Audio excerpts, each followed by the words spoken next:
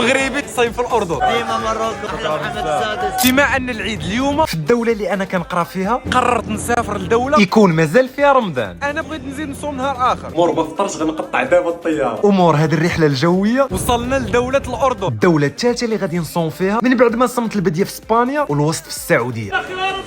نبداو بالسويقة ديالهم، في لقيت العطرية، الفواكه الجافة، الزيتون وحتى القزار ديالهم. شوفوا هذا الحوت باقي في الماء ديالو. وبالنسبة للحلوى ديال الأردن، هذا المعمول كعك العيد، هذا البرزة، وهذه راه سميتها هي غريبة عندهم. المغاربه رجال بتاع الوطن العربي ديما مروكو. ضربتها باحسن تدويشه مور ما رجعت للوطيل اللي انا واخد، ودابا لبست لبسه نقولوا ديال رمضان، وخرجت نشوف الاجواء ديال قبل الفطور. الشوارع عامره، الماكله موجوده، والزيت التقليدي فين ما مشيت. عاد لقيت راسي في هذا البازار، حيت هادشي القديم ديال الاردن جرني ندخل نشوفه. التراث الاردني بمعنى الكلمة. عجبني هذا الخبز كيفاش كيطيب في الفران، من الاكلات المعروفين هنا في الاردن العرايس. خبز معمر بالكفته. والاجواء كيفاش دايره ساعه قبل الفطور. الماكله كتوجد والناس بزز باش كتشد بلايصها. هبطت من هاد الزنقه التي سحرتني بجمالها باش نوصل للمطعم اللي غادي نفطر فيه. وشوفوا شحال لقيت ديال لي بلا موجودين اللي بزز باش يوصلهم حتى لعندك للطابله.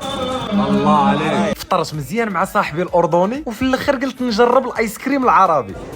والله ما قواع. كملنا النهار ديالنا بالصلاه في المسجد. كملوا نتوما الفيديو بجام وبارطاجيو الفيديو وقولوا لي شنو بغيتو تشوفوا في الاردن في الفيديو الجاي.